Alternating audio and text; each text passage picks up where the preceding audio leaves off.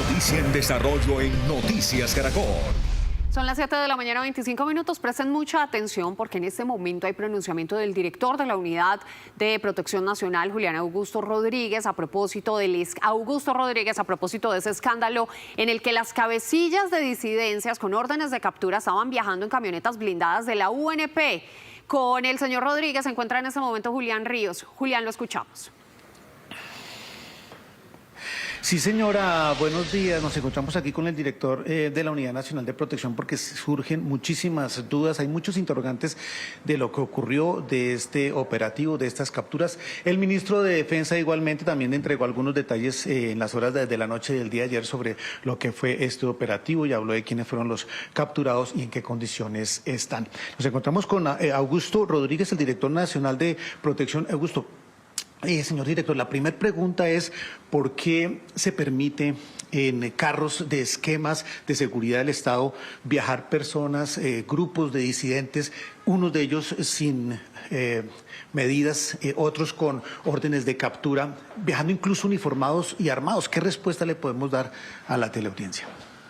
Bueno, lo que tengo que decir es que hay un proceso de paz y de pacificación del Estado, gobernado en este momento por el presidente Petro, que tomó como decisión la paz. Y en ese orden de ideas, pues hay conversaciones con los grupos que están delinquiendo y que están alzados en arma para cesar esas actividades ilegales. Ocurre que uno de estos grupos, que es disidencia de las antiguas FARC, es el Estado Mayor Central. Sabemos todos que el Estado Mayor Central se ha dividido y que solamente el sector del señor Iván Mordiscos persiste en las acciones violentas y con ese grupo o subgrupo se rompieron las conversaciones. Pero el otro subgrupo y las otras frentes están en un estado de alinderamiento hacia la paz. Ese subgrupo, por coordinación del Alto Comisionado para la Paz, hace desplazamientos protegidos por la Unidad Nacional de Protección, para lo cual se ha adecuado en medio de las conversaciones y protocolos esa autorización. Y inclusive la Fiscalía le ha retirado a varios de sus miembros las órdenes de captura para poder cumplir con esta misión. Bueno. Y para ello tienen que desplazarse por el país. La Unidad Nacional de Protección conoció que hacían un desplazamiento para conversar con algunos sectores de ese subgrupo del Estado Mayor Central en el departamento de Antioquia, y eso lo autorizó la subdirección especializada, que es la que se encarga de esto. Antes de que nuestro compañero Mateo haga unas preguntas desde estudio, ¿no es un esquema demasiado grande para estas dos personas, 7 vehículos, y lo que no se sabe es para dónde se dirigían, a qué y por qué incluso había permitido el señor Calarcá, que hace parte del esquema, favorecido con ese esquema, permitir que ingresaran estas personas y viajaran en esos carros? Bueno, el grupo es un grupo grande, ese grupo tiene protección colectiva, son 8 personas y una persona que tiene protección individual, que es justamente el señor Calarcá. Ellos sí se sabía que se movilizaban hacia Antioquia, como le digo, en razón de que estaban ubicando y tomando decisiones colectivas con otras personas que están en el mismo proceso. Pero hubo fallas. Los escoltas han debido exigir que solamente podían subirse las personas que hacen parte del listado de protegidos. Y la otra es que los protegidos, las personas protegidas, saben que no pueden subir a personas diferentes y mucho menos si tienen orden de captura, como ocurrió con 2 de las personas que estaban en esta... O sea, es claro que no se podían movilizar en las camionetas de protección de la unidad de protección de ustedes, del Estado, sino tenían que haberse movilizado o ir a ese sitio de reunión en otros vehículos y encontrarse allá, ¿cierto? ¿Es así? ¿Queda claro? No, ellos podían movilizarse hacia esa región protegidos, porque usted sabe, cuando un grupo de personas que hace parte de otro grupo que decidió continuar en la guerra, el primero decide hacer la paz, pues inmediatamente es señalado como traidor por la otra facción. Y entonces su vida corre un riesgo muy grande, porque comienzan a atacarlo. Entonces, si se van desarmados y sin los vehículos apropiados, pues seguramente van a ser objeto de ataque de los otros. Sin embargo, doctor Augusto, buenos días. ¿Cómo entender que no se den cuenta que llevan a un hombre con orden de captura en los carros de la Unidad Nacional de Protección, como dicen desde muchos rincones del país y analistas, como Pedro por su casa, señor? Bueno, aquí pues lamentablemente pues tenemos que entender que los escoltas de la Unidad Nacional de Protección no tienen funciones de policía judicial, por lo tanto no tienen el SPOA, las herramientas para poder verificar si tienen orden de captura o no, pero de todas maneras no han debido subir a personas diferentes a las que están en el listado de protegidos. Ahí hubo un error, ¿sí? Y la otra es, como le digo, el error que comete los protegidos, que invitan a personas que son o han sido compañeros de ellos, que no han sido todavía involucrados en los esquemas de protegidos y que, peor aún, tienen orden de captura. Doctor Augusto, ¿qué explicación le han dado precisamente a aquellos que están a su cargo sobre lo ocurrido? ¿Qué le dicen? Seguramente usted ya habló con ellos. Pues yo hablé en el día de ayer con ellos. Había una situación bastante compleja porque yo les estaba dando la orden aquí, desde acá, que debían dirigirse, haciendo caso a las autoridades del Ejército y Policía, hacia alguna instalación militar o policial para ser requisados e identificados los ocupantes de los vehículos. Pero obviamente desde adentro decían que no. Ellos están en una situación compleja, los protegidos decían que no, ellos tenían la orden de que sí, y entonces allí eso tomó las horas que se generó discusión hasta que se hizo presente las Naciones Unidas y MAP-OEA, que están atentas un poco como veedores de este proceso. Doctor Augusto, ¿no existe un proceso de verificación para saber quiénes se suben y quiénes no se pueden subir a un carro de estos que ofrece todas las garantías, blindados y demás? Un hombre con orden de captura se sube y no hay verificación alguna. Es que este es un proceso especial. En los vehículos de la ONP normalmente no deben subirse personas distintas a las protegidas o al núcleo familiar de esas personas cuando las medidas son extensivas a ese núcleo.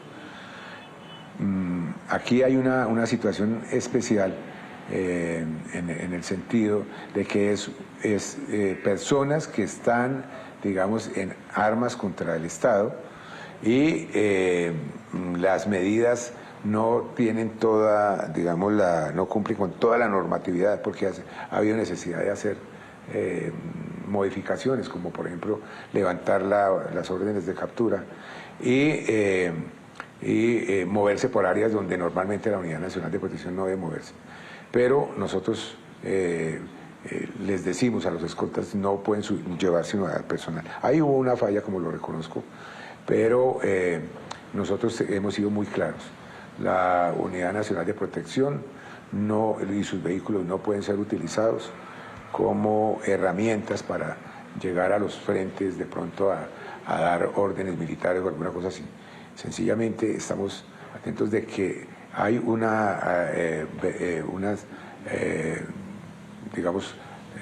órdenes que se dan desde la dirección, y esas órdenes corresponden a una normatividad y las personas que están siendo protegidas deben acogerse a esas órdenes que están contenidas en un manual. Ahí puede haber sanciones, como las hay normalmente para todo protegido, en el sentido que el mal uso de las herramientas y los esquemas de protección pueden ser, digamos, de alguna manera disciplinados por la entidad. Inquietudes. ¿Cuánto Doctor le Augusto. cuesta al Estado el desplazamiento como el de ayer? Segunda, ¿puede un protegido subir armado a una camioneta de la Unidad Nacional de Protección? Sobre la primera, no tengo exactamente la cantidad de lo que puede costar el desplazamiento de ese grupo de personas y de ese esquema. No lo tengo, no lo he hecho. Y en cuanto a lo segundo, no. Las personas de protección son las únicas autorizadas a tener armas dentro de los vehículos de la Unidad Nacional de Protección. Por eso justamente se generaron las capturas, porque allí las autoridades pudieron determinar que había porte ilegal. Señor director, en este caso, usted, la Unidad Nacional de Protección, ¿cree que había también una labor de inteligencia previa? ¿Creen que las autoridades ya sabían el recorrido que iba a hacer esta caravana? ¿Esto podría, digamos, tener también alguna suspicacia o podría, digamos, atentar contra la movilidad y las medidas en caso de que alguien esté enterado de que están haciendo esas movilizaciones? Yo no podría asegurar que eso sea cierto, pero las autoridades en todo el país están en la obligación de estar haciendo requerimientos, estar haciendo requisas, estar haciendo retenes, sobre todo en estas áreas donde hay grupos delinquiendo. Lo que debe quedar claro es que la Unidad Nacional de Protección no es patente de corso para que personas con vehículos blindados y exhibiendo un carnet por un resquicio de la ventanilla blindada puedan decir que están exentos de ser requisados. No, en vehículos de la Unidad Nacional de Protección se han cometido toda clase de delitos, inclusive el narcotráfico. Vemos que el día de antier fue liberado el ex subdirector de la Unidad Nacional de Protección, Ronald Rodríguez, por vencimiento de términos, cuando en su vehículo fueron capturados unas personas y también fueron incautados más de 200 kilos de cocaína. Doctor Augusto, la gobernadora del departamento del Meta, varios mandatarios locales en Antioquia y también en el departamento del Meta han señalado que les dan simplemente un botón de pánico para líderes sociales, para alcaldes amenazados. En cambio a las FARC les dan camionetas blindadas y con protección de la UNP, que hay que contestarles. Bueno, pues primero hay que decirle que a los alcaldes, a esos gobernadores les digo, los primeros que tienen que responder por la seguridad de los alcaldes son los gobernadores. Nosotros complementamos esa tarea de la protección, pero son los gobernadores los que deben responder, porque ellos son los jefes, por ejemplo, de la policía y pueden requerir al ejército para esa protección. Nosotros concurrimos con ellos a terminar de prestar el servicio. Pero son ellos los primeros respondientes según las normas para el tema de la seguridad y protección. Los alcaldes, su riesgo es valorado por la Policía Nacional y esa valoración nos la entregan a nosotros. De acuerdo con la valoración del riesgo, nosotros determinamos en un CERREM, que es un cuerpo colectivo en el que no participa el director de la UNP. Ese cuerpo determina qué medidas de protección hay. Pero a ninguna persona en el país, ahí sí tengo un disenso con la gobernadora, a ninguna persona en el país se le entregan botones de pánico, porque esos botones están siendo retirados. Ahora el botón de pánico está siendo reemplazado por la línea de emergencias 103. A todas las personas que tienen riesgo extraordinario se les entrega mínimo chaleco de protección y un medio de comunicación. Señor director, la última pregunta. Hay unas personas también que se han quedado con esos vehículos por años. ¿Qué medidas están tomando ustedes como para volver a organizarse y entregárselo a unos que necesitan y a otros pues que ya no lo necesitan? Por ejemplo, El país tiene cerca de 1.200 alcaldes. Se llevarían la mitad de los vehículos que tenemos. Pero nosotros tenemos que proteger a más de 300 congresistas, a muchas personas, líderes sociales, a periodistas, a líderes comunales, a funcionarios, y no nos alcanzarían los vehículos. Hay personas, exfuncionarios fundamentalmente, que se quedan y presentan todo tipo de tutela para quedarse con los vehículos. Nosotros les decimos a esas personas que,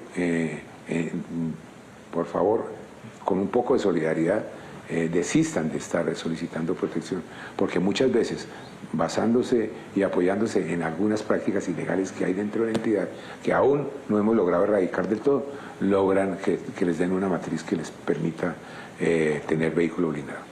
Doctor Augusto, hoy Olmedo López en Noticias Caracol ha lanzado un llamado de nuevo para la protección propia y la de su familia. ¿Qué hay que responderle a este hombre? Pues tengo que revisar en este momento en qué estado está el proceso del doctor Olmedo. Ellos inicialmente tienen que ser protegidos por la Fiscalía.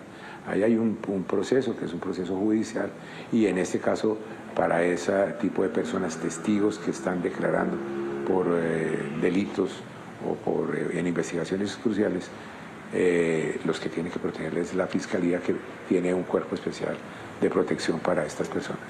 Señor director, muchas gracias por sus explicaciones. Son las respuestas a estos interrogantes que ha entregado aquí la Unidad Nacional de Protección, Alejandra y Daniela.